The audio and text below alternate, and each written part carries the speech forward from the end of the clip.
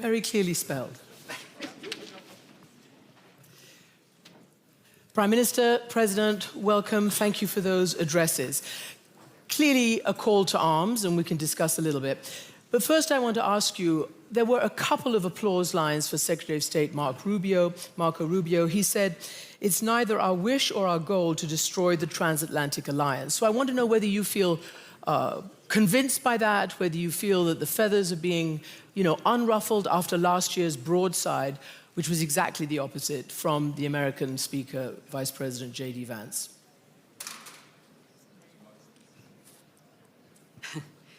So I was very much reassured by the speech of the Secretary of State. We know him. He's a good friend, a strong ally. Indeed, this was for me very reassuring to listen to him. We know that in the administration, some have a harsher tone on these topics, but the Secretary of State was very clear. He said, we want a strong Europe in the alliance. And this is what we are working for intensively in the European Union. We have to be an independent Europe, not a Europe that is leaning on someone, but a Europe that is going forward with friends and allies together, facing the challenges that are out there. And therefore, a strong Europe, I completely align with the Secretary of State where that is concerned. But we have to build it. We have to work for it, a strong and independent Europe, to be then a strong ally in NATO, because NATO is consistent then of our friends and allies indeed. But it was also your message. We want a strong Europe.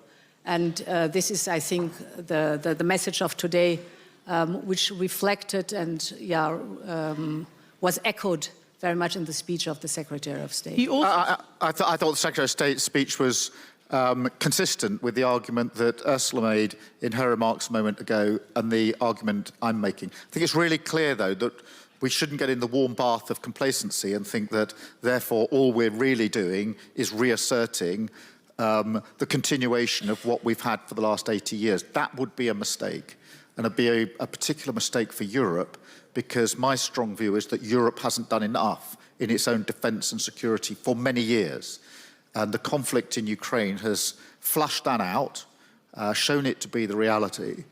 And it falls to us as leaders to recognise that, to change and strengthen Europe, which is what I'm arguing for, what Ursula is arguing for, and not just say that, but follow it with actions. And Ursula's taken the lead on this in the work that she's done, particularly on the funding of the defence work that needs to be done, because we will only be able to preserve NATO in the way it is needed for the next 80 years if we change and strengthen the European dimension.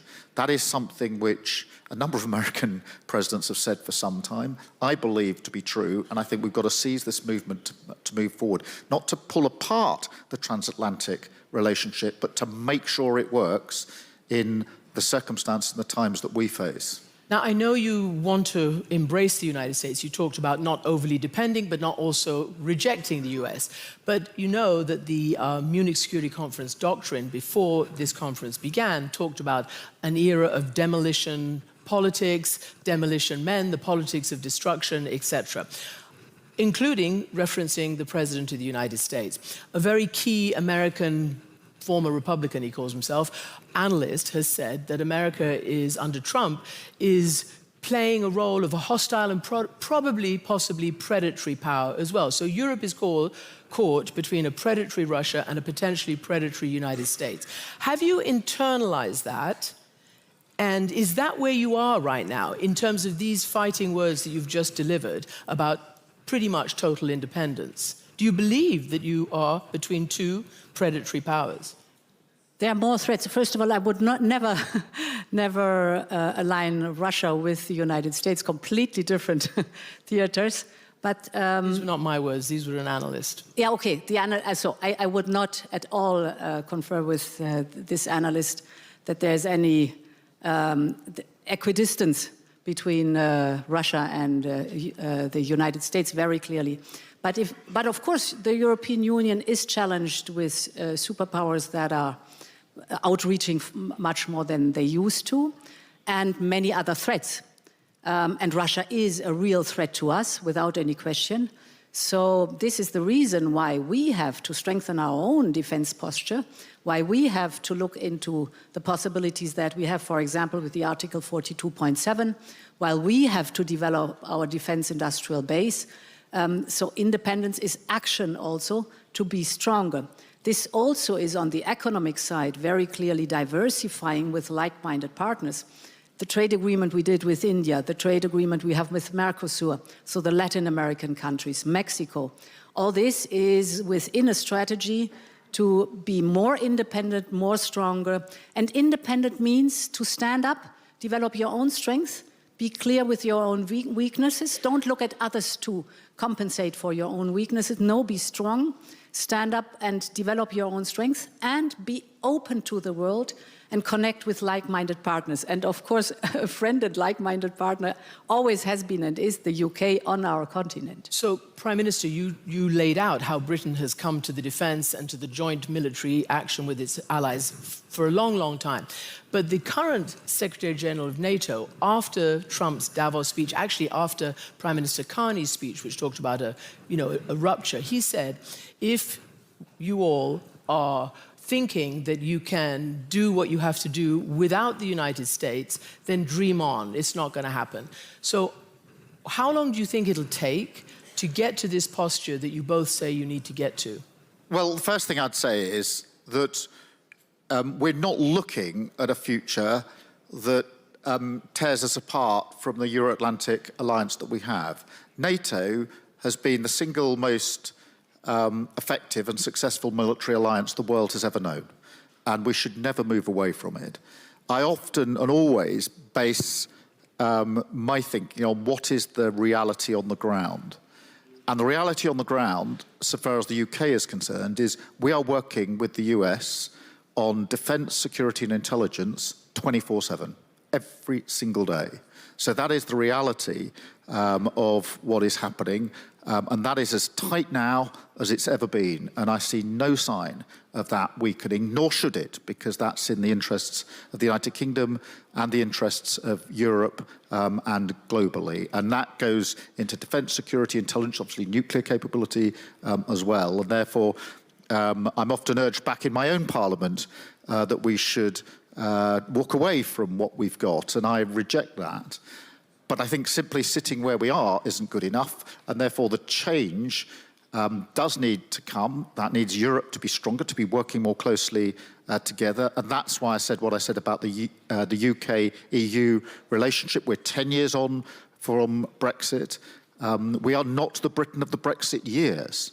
We're a Britain that wants to work with the EU even more closely in light of the challenge that we face here 10 years on. That will take time. We are working together. We had a very good UK-EU summit last year. We will have another one this year where we can make further steps forward. But this is of some urgency because I think that on defence and security, until the Ukraine conflict, we didn't really wake up to the reality that we're facing. And I actually do obviously want to dig into Ukraine because you raised it very clearly towards the beginning of your speech. But you also said, and I want to get to the bottom of this, that some red lines have been crossed and they cannot be uncrossed. You were talking about the United States in your speech, I think. What red lines are you talking about? Because there is a massive deficit of trust between many people in the alliance and certainly leaders who are now having to do what you're doing, workarounds, de-risking, decoupling, whatever you might want to call it, independence. What red lines have been crossed that cannot be uncrossed? So, for example, I want to be very clear, our digital sovereignty is our digital sovereignty. Very clear on that one.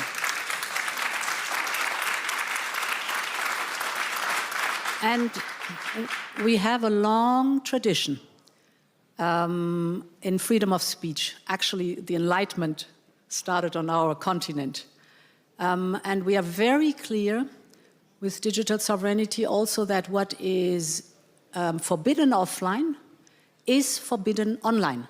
And we will not flinch what that is concerned. We will be very steadfast to pursue this very clear demand for us.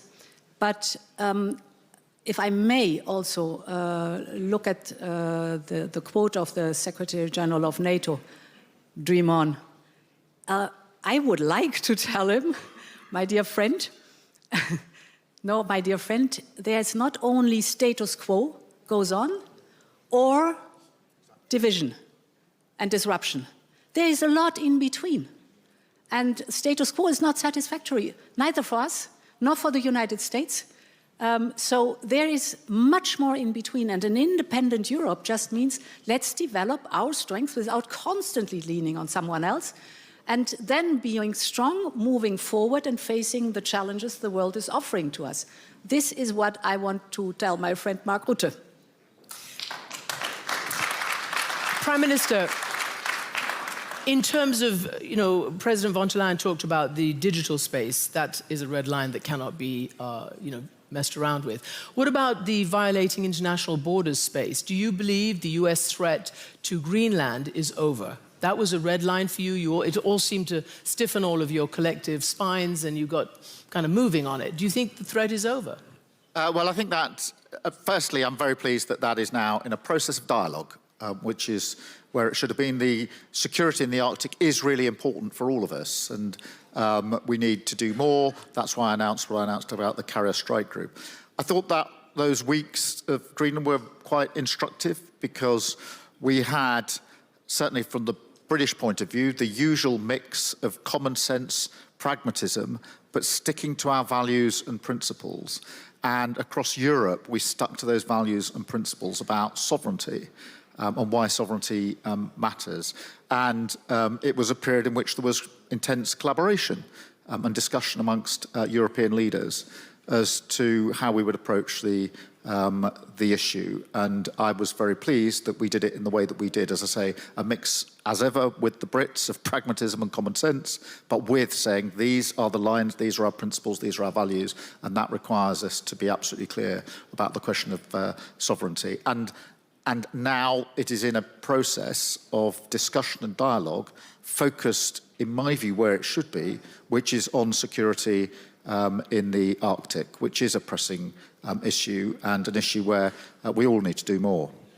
About Ukraine, because, again, Marco Rubio, the Secretary of State, barely mentioned it except for an elusive peace, he said those words. Now, President Trump has said in his latest comments that Ukraine, President Zelensky needs to get onto it because Russia wants a deal, these are his words, and President Zelensky needs to get onto it right now, otherwise he's going to miss a great opportunity. Secretary Rubio did not go to your meeting, your leaders' meeting with President Zelensky last night. Where do you think this all stands? Where do the negotiations stand? Is it Zelensky who needs to be pressured? So I think it's extremely important that we do not buy in the Russian narrative. And this has been out too much there. I mean, if we look at the strategic goals and the military goals of Putin, it's a huge failure. He wanted to Russify Ukraine. Ukraine has become European. He wanted to stop NATO. NATO has gotten bigger with Sweden and Finland. He wanted to occupy Ukraine within days or weeks. Well, now we are unfortunately in the 4th year of the war. And I think it is so important that we, on our side, tell the truth, what is going on in Russia, with a war economy, with skyrocketing interest rates and inflation, completely isolated. And now this is a war of attrition. And in this war of attrition, it is of utmost importance that we push forward the negotiations and put pressure on Putin that he finally comes to the negotiation table. And therefore it was so valuable that we have developed together the security guarantees, the prosperity paper, and are discussing the 20-point plan, because it is of utmost importance that Ukraine, the European Union and the United States are on one side of the page, that we are very clear what our standpoint is. This has very much matured, and now it's a matter of putting pressure on Putin that he comes. He avoids, of course, the negotiation table because he does not want to sit down to have peace, which is absolutely abhorrent. So therefore, the pressure we put on him, and the economy is at the limit, is the one way really to make progress in getting to the negotiation table to peace talks. Yeah, and I mean, I think it's very important. In 10 days is the 4-year anniversary of the beginning of the conflict. And it is therefore important to remind ourselves who the aggressor is. The aggressor is Russia. And the quickest way for this conflict to end is for Russia to stop its aggression. And therefore, we're not dealing with two equal parties. There's an aggressor, which is Russia, and there is Ukraine, which has been subject to attack and killing and bombing and taken a huge, or paid a huge price. I agree with Ursula that actually, if you look at the situation on the ground, it was a huge strategic error for Putin. He thought he would take Ukraine in a matter of weeks. And here we are 4 years later, and he has by no means achieved his end, and he has had the opposite effect. The NATO summit last year was the biggest and the strongest, with the greatest resolve for many, many years. So NATO is stronger. Russia's lost, as I mentioned a moment ago, 1 million lives to this conflict. In January this year, I think I'm right in saying 30,000 died on the front line. That is why we're all working for a just and lasting peace. But it will only be just and lasting if the security guarantees, because we've had a cessation of hostilities before, but without anything sitting behind it. And one thing we know about Putin, if nothing sits behind it, he'll go again, which is why we set up the coalition, the willing to work on security guarantees. I'm really pleased we're working with the US on that. Actually, another example, whatever words are used by different individuals in different parts of the globe, the practical reality is we're working with the Americans on the security guarantees, and we're more advanced now than we were 3 months ago. And I'm really pleased that we're in a better position. So I need to ask you a political question, because a lot of people at home are interested. You've just spoken about the amount of money that needs to be spent on the Ukraine defense, on Britain, on Europe. That takes politics and convincing. I wanted to ask you, do you think you narrowly just miss being toppled? Do you think that what's happening in the politics at home is distracting you and perhaps making you vulnerable to a Brexit follow, the Reform Party, or even maybe the Conservatives, who might not want to pursue the kind of politics that you want to pursue? No, I reject that. I ended the week much stronger than I started it, and that's a very good place to be. And my party and my government is completely united on the question of Ukraine and defence and security, and the need for stronger relations with Europe on defence, on security, and on economy as well. And so I think that there is real strength in the position I've now set out. I think the whole of the government is united behind that. I think actually it unites across the House of Commons. Not everybody, I accept. Reform have a different agenda. They're pro-Putin. We know where they stand. Imagine if they were in government in the United Kingdom. The coalition of the willing could not exist with UK participation in it. We would not be seen as a leader on the European or international stage. We would be seen as a country that people couldn't do business with. So it's not universal across our parliament, but there's a very strong feeling amongst right-minded politicians that we stick together on Ukraine. When I was in opposition, we supported the then government, a Conservative government, on Ukraine because it was the right thing to do for the values that we uphold. And I'm pleased to say that the Conservative opposition, as it now is, supports the government when it comes to Ukraine, because again, we share the values that underpin it. So for all of the divisions that you never to get in politics, there are some real clarity and some real certainty on these key issues.